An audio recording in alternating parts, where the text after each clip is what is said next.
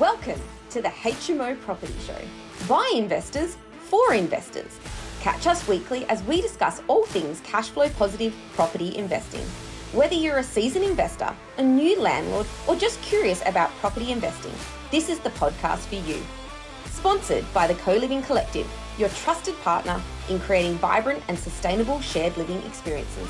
Visit us at colivingcollective.com.au to learn more. Welcome back to the HMO Property Show. I'm your host, Neil Gibb, and today I've got someone from the proptech space on the podcast. It's Peter Gibbons from Openn Negotiation. Peter, welcome to the podcast, mate. Thank you so much, Neil. Really appreciate it. Great to be here. You're very welcome, very welcome.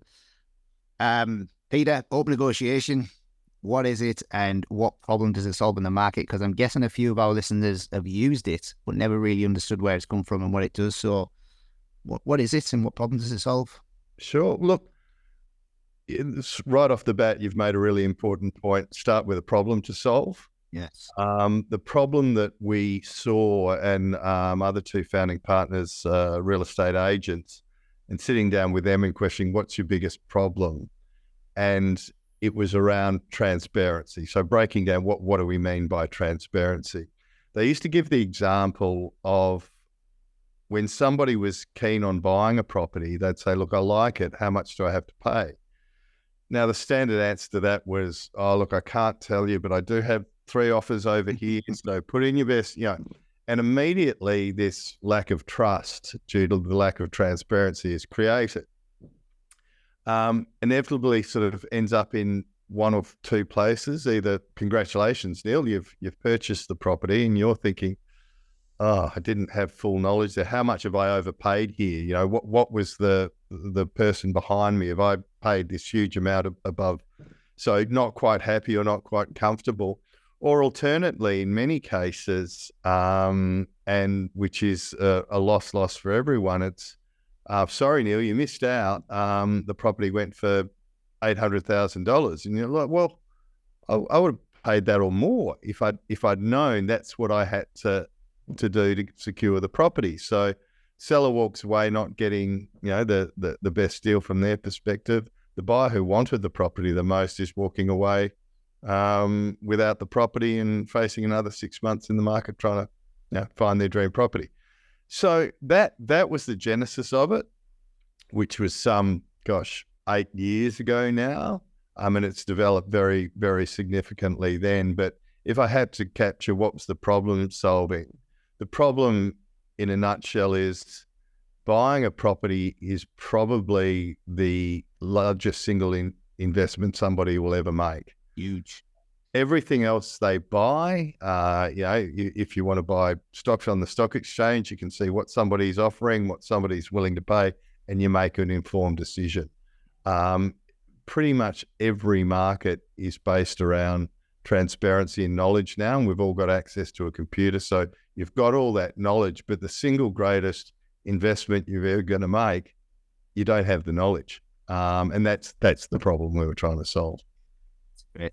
It sounds very similar to a standard auction. What's the difference between open negotiation and an auction? So look, you're right. And that's kind of where it started. And it's developed very, very significantly into a full suite of sales methods. But the biggest problem the problems we found with a traditional auction, auctions are great because it is about transparency and you do see pricing and you haven't overpaid, you've gone through a process. Not everybody likes standing on a front lawn and saying, look at me, I've got $1 million, particularly here in WA, which is where it started. That's kind of just not our culture. They're not as big here as they are over East, other auctions. Yeah, well, it's funny, because in the auctions sort of work in Victoria, New South Wales, and pretty much nowhere else in the world. Love them there, don't they? We've moved into Canada, and really doesn't exist, or probably even worse, quite often is associated with a distressed asset. We're selling it by auction for any price we can get. So we really like the transparency of an auction, but one of the big things also is you generally have to be cash unconditional. Ready with your 10% deposit, and you can't be subject to finance and whatnot. So what we really focused on was the transparency piece, but more so from a almost private treaty offer and acceptance perspective, that, you know, you might be subject to finance, or you might want a white hand inspection, or whatever that might be. So the original Openn Negotiation, I guess, was the first product, which, you're right, mirrors in many ways an auction, and transparency of the auction. What we found from agents saying, yeah, look, we love the transparency, but we're kind of used to, and the market's used to, traditional offer and acceptance. So could you give us more of a traditional offer and acceptance platform where we can almost choose the level of transparency to associate with that transaction, right through to we had, and it came from the rule mainly, the regional agents saying, look, we're comfortable with tenders because that's how we tend to sell, you know, big farms and things. So could you give us a tender product? So, you know, we've got open offers, we've got open tender, we've got open negotiation. So we've really tried to simply provide a tool to agents to assist them in selling in their whatever traditional method they like to use, but just create greater efficiency with that ability to turn on transparency to help facilitate the transaction. Beauty. Very good. Very good. I've used it a few times, buying property either for myself or for clients. Yep. And the way I'd like to think of it is it's very similar to an auction. It's just got a longer run up. There's not as much time pressure to, you know, right. There's not like a few minutes and everybody's just putting the panels up like you said.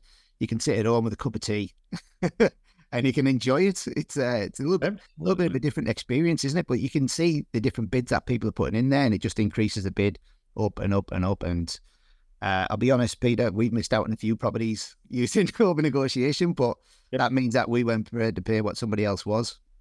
That's exactly it. You know, the person who most wants the property or sees value at that price secures the property, as opposed to putting in a price and thinking, oh, the other person could have been, the next person could have been tens of thousands of dollars behind me, or I missed out and I see it went for this and I would have paid that, or I would have paid more.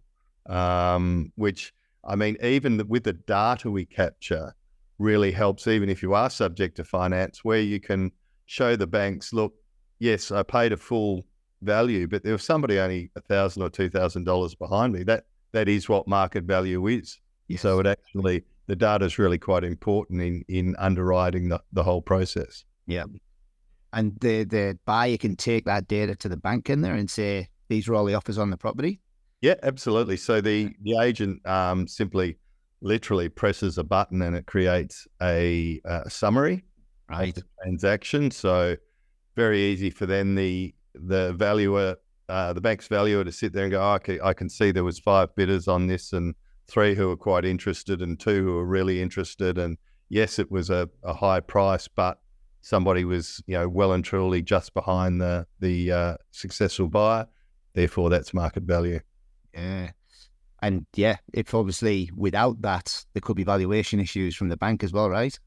Yeah, absolutely. That's where data is just so key, because if that person at an auction puts up their hand and puts in a really big price to knock out other people, that's still showing transparency. So the valuer can use that.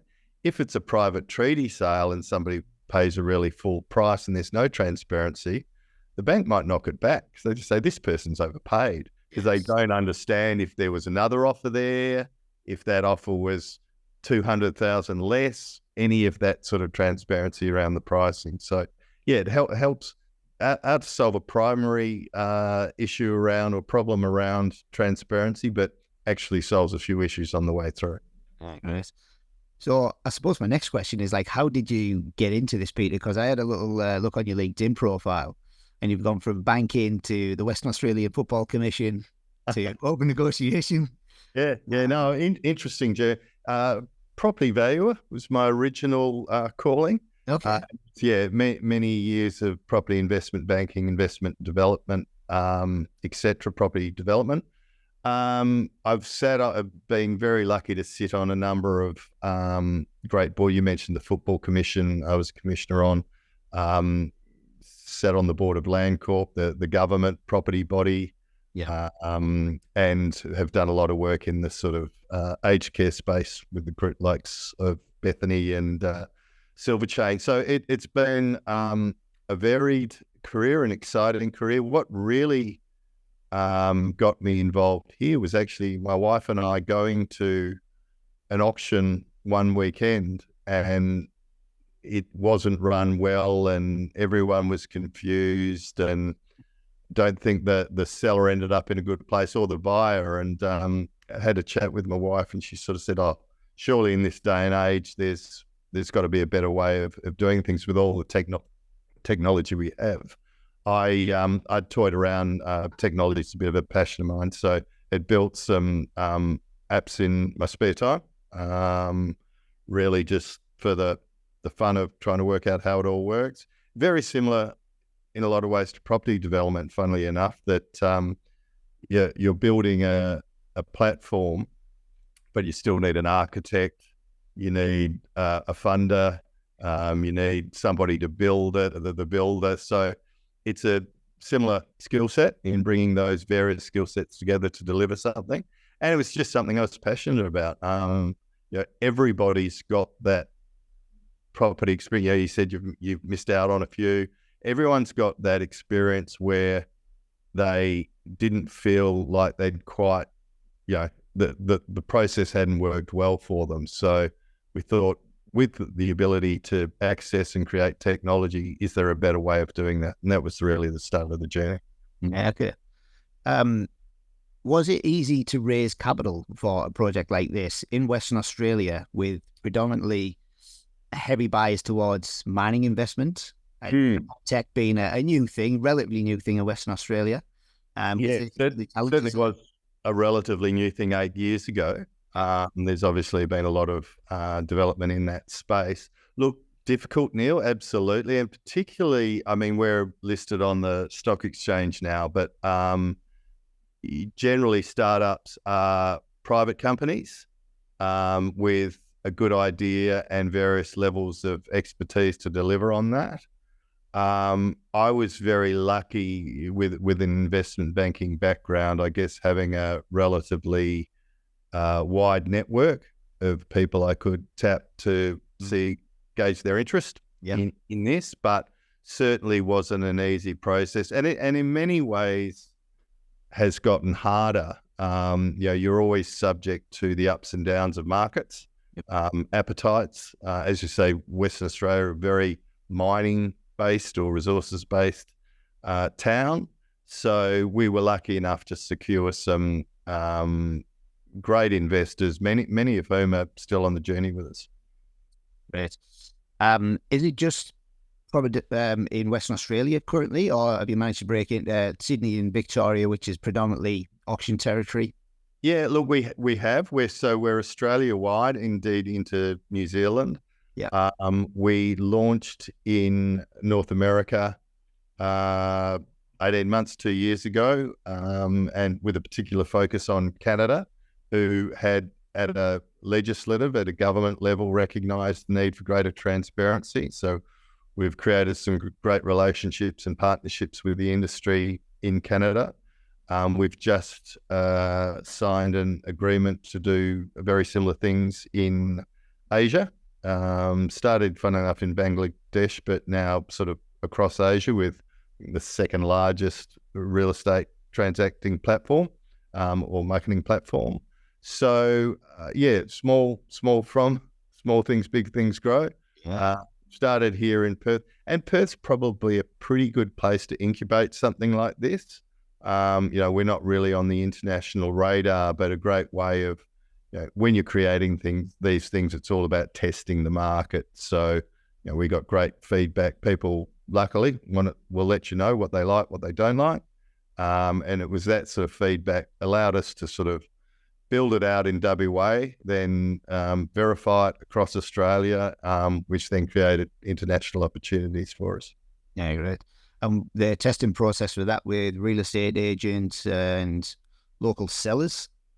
Predominantly with real estate agents. I guess if you think of Openn as really a tool for agents to use to run their existing processes more efficiently, with the ability to, as I say, add transparency where relevant and capture the data that will assist them in securing new properties to sell. One of the unique features, which I guess you wouldn't get at an auction either, is we've got an observer function. So people who are potentially interested in buying and selling can come on and observe a transaction as it's happening live in real time. Yeah, right.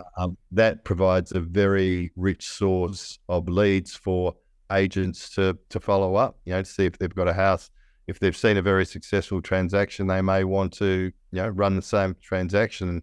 Knowing the agent's got those 4 or 5 buyers who missed out, they've got the ability to then create more leads, more transactions. So we're in that sense, we're a B2B, that agents are really our clients who we've created this product for, to make their life more easier to really sell more property in a shorter period of time. Mm. Was there any integration into the likes of realestate.com and domain required, or is it basically takes you to your platform for the negotiation process? Yeah, look, it's a good question. No, there isn't. They're predominantly sort of, I guess, marketing portals. Whereas if you think of us, we're a transactional portal. So you go to realestate.com or .domain to find a property you might be interested in. If it's selling with Openn, you go onto the Openn platform and you get involved in the transaction with all those benefits around transparency. Interestingly enough, our partner in Canada is the Canadian Real Estate Association, which is basically the association of all agents in Canada. They own realtor.ca, which is their equivalent, absolutely dominate. If you picture a domain and a realestate.com.au together, they're sort of that huge. And they've partnered with us. So we have actually integrated into the realtor.ca platform, which effectively allows where the agent wants to provide real updates on that platform. So if the offers are coming in and the price is going up, it will actually do that in real time, so people can gauge exactly what's happening. So it's that knowledge, that data knowledge, that they can actually use to make more informed decisions. Yeah, great. Do you know if there's any data on sellers requesting to use the open negotiation process, or is it generally something that the real estate agent would recommend to the seller? Look, it's a bit of both. It'd be anecdotal, but we're forever getting calls to head office saying, "Oh, I really like that process. Could you put me in touch with an agent who uses it?"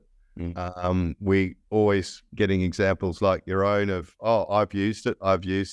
It's that barbecue talk that we find is really quite viral, that people have used it successfully, tell their friends and they tell their friends, and so it goes. Yeah, or unsuccessfully in my case. I'm not salty, honestly. So we're in Australia, pushing it in Canada. What sort of volume of people are transacting on this platform at the minute then, Peter? Look, we've done very close to almost $10 billion in sales just here in Australia, which is quite exciting. And I think we've clicked over, I think more than 25,000 properties have transacted through the platform and growing. So it's with all startups, it's slow until people start getting the confidence around it. I think probably the greatest challenge, not only for us, but I think for really any startup where you're asking people to do things a little bit differently to what they're used to. No one has change. It's human nature. Yeah. The fear of change, or just the unwillingness to try something new until others have tried it. The first movers have tried it. They've proven that, wow, this actually does create an easier life for me. It's more efficient. It's getting great results. So you've got that build up to get that momentum going. That not everyone's that brave first mover. But once they start getting the success, we quite often, we get calls from agents saying, "Oh, I tried to resist it, but there's an agent in my area that's getting all the listings because they're using Openn. So could you tell me more about it? How do I get involved? Try to resist it, but it's just too good. Yeah, that's what we like to think. And so we get sellers ringing us directly saying, oh, quite often, I was the unsuccessful bidder, but I could see how it worked really well. So I've actually got my property to sell and I'd like to use this system. Yeah. Is it working well in this hot market that we're seeing in Western Australia right now? The biggest problem is listings at the moment, I think, and for all agents, it's hard to get listings. We tell our agents, well, this gives you a point of differentiation when you're actually trying to secure those rare listings. It's interesting when one of the feedbacks that we receive over the journey has been, oh, look, I can get that it works in a hot market where there's lots of buyers, but what about a quieter market? Now, it's actually quite funny to say we've been around for 8 years. We developed it in a really low market to solve a problem. So yeah, it does work great when there's lots of when it's a really hot market, but equally it was built for a lower market. Because on the flip side of the situation where you miss out because there's a lot of competition, a lot of buyers, agents also have the problem where there's not a lot of competition, and they say to the seller, look, I know you want $1 million, but I've worked my guts out for the last 3 months and the best offer I can get you is 900. Then you've got this, again, creates this tension of, well, you're not trying hard enough, do my home opens for another 6 months. With Openn, you can go back and say, look, under absolute competition, we managed to get 3 offers and the highest somebody is willing to pay is 900. So as an agent, it's not just me telling you where the market is, it's the market telling you where the market is. So would you like to meet the market, or you might want to go and rent it out or something, because I'm not prepared to do another 6 months of home opens if you're not going to realistically meet the market. So again, it's about data. The data will show them where the market's at. Yeah. And you mentioned there renting for a little bit. Is the possibility of moving this into the rental space? Because at the minute, there's no transparency in that place. We've got 30, 40 people queuing up outside a property, people putting offers in to rent the property before they actually see it. And you've got 39 unhappy people in every property at the minute, and they don't know if they're overpaying, underpaying. Correct. Look, the short answer is yes, Neil. It's something we're investigating because it just makes sense. As I say, we almost picked off the hardest bit being the sales transaction, but the platform, seamlessly handles contracts going backwards and forwards. So it would be very easy as opposed to those poor 40 people having to line up outside a place. It can be done very seamlessly on a Monday night at 6 o'clock, and everyone's got that fair and equal opportunity to be involved. So yes, absolutely. It's something we're investigating at the moment. Yeah, great. What about if a buyer is offering terms on a property? Let's say they want an extended settlement or vendor finance, something along that, something creative. Is there a possibility to do that with Openn? Yeah, absolutely. And that's probably one of the real advantages compared to a more traditional auction, whereas say you really need to be cash unconditional. As long as the seller is happy with your terms, you're in and you can compete. Your offer initially comes in as pending and then gets accepted to be in the process. So if agents have become very good at negotiating terms, so they may say, look, you want 80% finance. We've got 3 other offers, as you can see, and 70% finance is the highest. So I'd encourage you to, look at your terms and see what you can come up with. If you do want an extended settlement, the seller can look at it up front as opposed to at the end and say, yeah, look, I'm comfortable with that. You're into the process. So it does allow for people to be a bit more creative in relation to their conditions and still participate. Yeah. Because the problem you mentioned there, that the problem is listings, and a lot of people don't want to move because they've got nowhere to move to. So they don't want to list the house because if they get an offer on it, they've got to find somewhere else to live, but there's nowhere else to buy, right? Or rent, Yeah, exactly. Yeah. Yeah, and you don't want to get caught out. And we do see, sellers probably for the same reason don't love a subject to sale, but in a market like this provides the opportunity to at least use tools like that. It's about solving problems, and it does allow for that. I was listening to a podcast yesterday, and the real estate agent was saying that a lot of the sellers now, if they are getting their properties on the market and they don't have somewhere else to go, they're looking for 21 days finance, 21 days settlement, and they're expecting pre-approval on that finance as well before they'll even look at anything. Really? Yeah. That's where we're at the minute. It's where we're at the moment. And we find, we have discussions with financial institutions, et cetera, because it's that getting around that data, that the platform, we're looking at opportunities to, how do you create a pre-approval? So, how do you smooth that whole sales function so that when somebody's participating, they can do it in the most seamless form possible? If we can send that data straight away to the valuer, it effectively comes as a valuation. How do you make that whole process quicker and more efficient? Which is really the beauty of tech, using it for good and not evil. How do we make people's lives easier? Well, yeah, sometimes it can make it easier, can't it? Absolutely. Yeah. You mentioned some of the suite of sale methods that you've got in Openn Negotiation. Now, can you take us through some of the additional ones that you've added and explain how they work? Yeah, well, interesting, and probably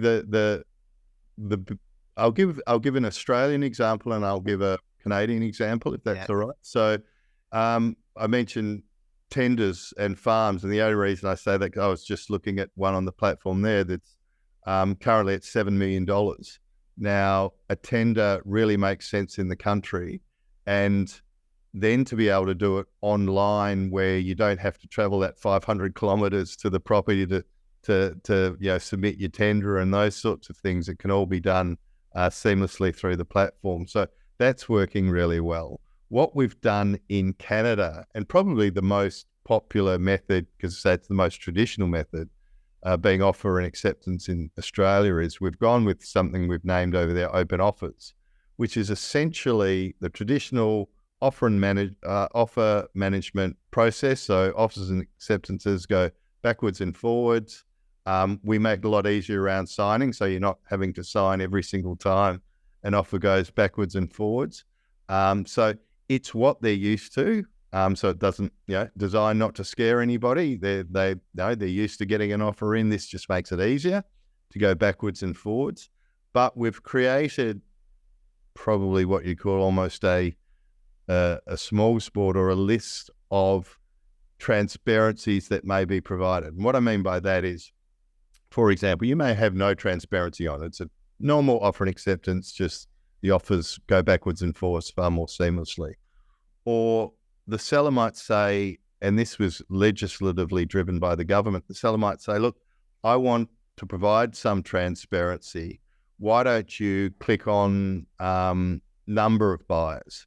So all of a sudden, not only can you put in your offer, instead of the agent saying, I've got 3 buyers over here, you can see in real time there is legitimately 3 offers on that property.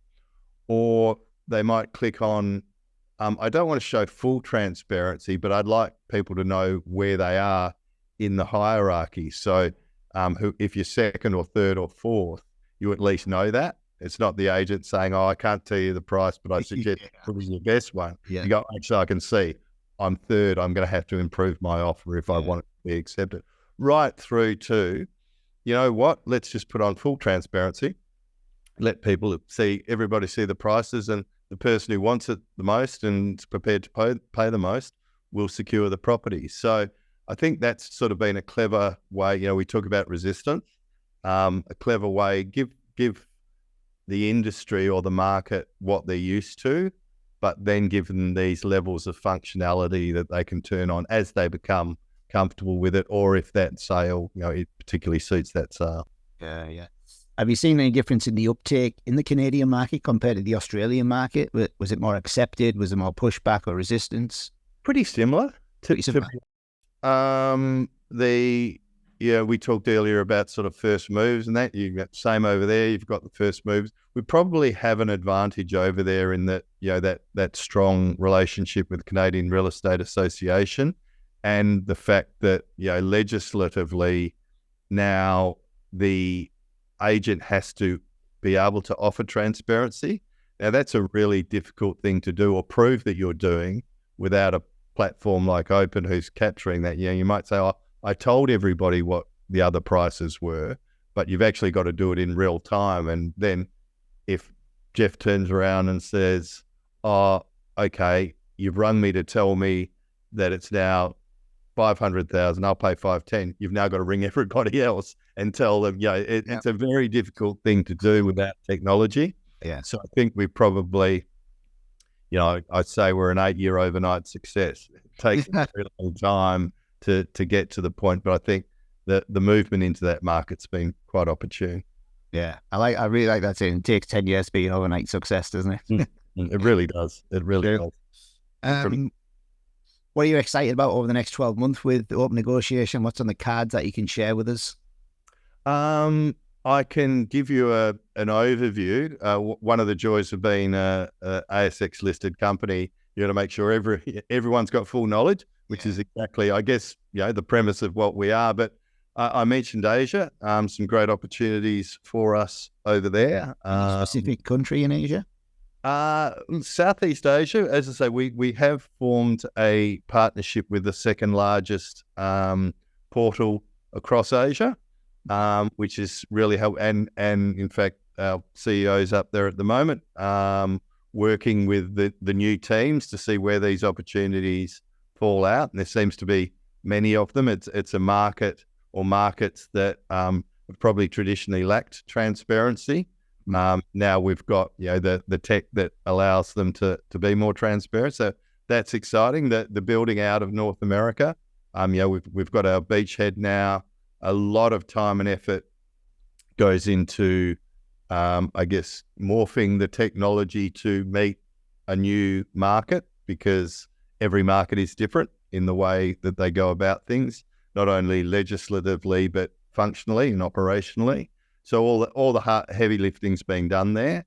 So now the focus in North America is about education and marketing to allow agents to understand this now exists, this is real, and you can use it. Australian opportunities still continue to grow.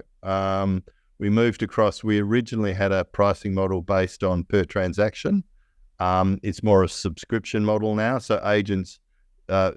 We got a larger and larger group of agents who are just using it regularly, and they said, "Well, can we just buy a subscription to utilize the platform?" So, lots of interesting, lots of third-party opportunities. We clearly, what's unique about us, compared to a realestate.com or a domain or whatnot, we're a transactional portal. So you go to those portals to look for properties. You come to ours to actually physically buy or sell the property. And so the people on our platform are a very rich source because they're very well qualified. So, there's always opportunities, groups wanting to offer services to them to make their lives easy. Finance insurance being good examples of that. So always exploring those sort of third-party opportunities to make it even more seamless on the way through and generate revenue, obviously. So, lot to be excited about. Yeah, nice. We touched briefly on capital raising earlier, and you mentioned that you're on the ASX as well. What were the challenges in getting it listed? Because it's not a straightforward process, is it? It's not. It's a drawn out process. Our timing again was fairly good there because we listed, it'll be coming up almost 3 years ago. So it takes a good market to list.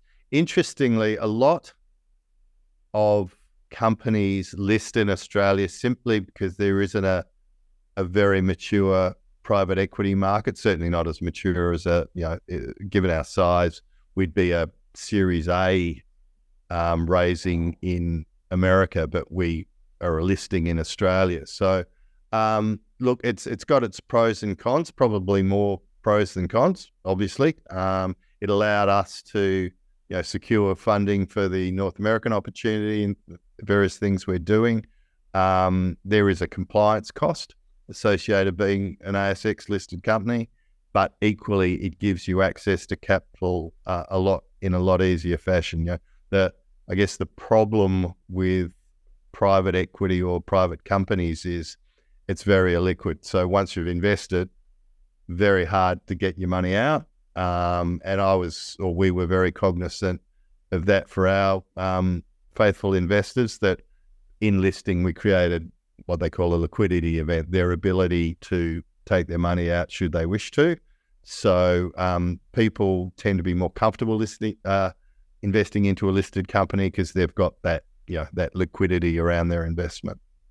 Great. I suppose to finish off, Pete, what advice would you give anybody looking to start up a business in the proptech space? Look, there's still problems to be solved. There's always problems to be solved. So I wouldn't discourage them. There's a bit of adage around everything taking twice as long and costing twice as much. That is the reality of today, isn't it? World. And I don't think it's we have an exclusive right to it in proptech. I think you find that everywhere, but it does take longer to get things done than you probably anticipate. So I guess the advice there is more around, when you're securing funds, make sure that, there's enough funds to deliver what you're seeking to deliver. But I just encourage ensure that you're solving a problem is probably, and that's where we started in our discussion. You've got to be genuinely solving a problem. I do see a lot of opportunities come to me.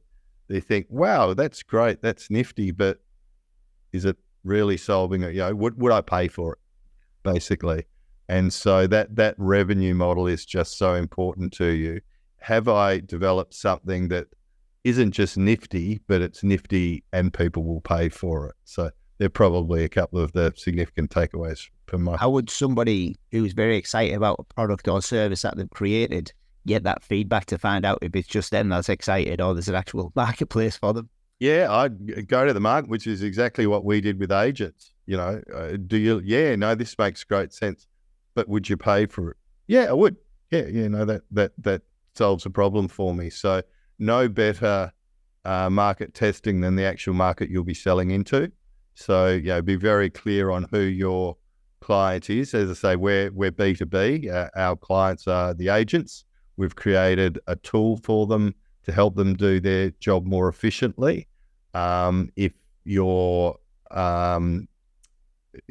investor sees that you've discussed it with the clients, and the clients are consumers, for example, bit harder, but you can ask your friends, would you pay for this? Does this solve a problem for you? So always keep referring back to that, because it's really quite key. Am I solving a problem? Am I solving a problem that people would be prepared to pay to have that problem solved? Beauty. Peter, thank you very much for your time today, mate. Much appreciated, and all the best with breaking into the Asian markets. Really appreciate it. It's been great speaking with you. Thank you, Peter. All the best. Thanks, Neil. Thanks for watching. Make sure you tune in the same time next week so you can stay up to date with all cash flow positive property updates.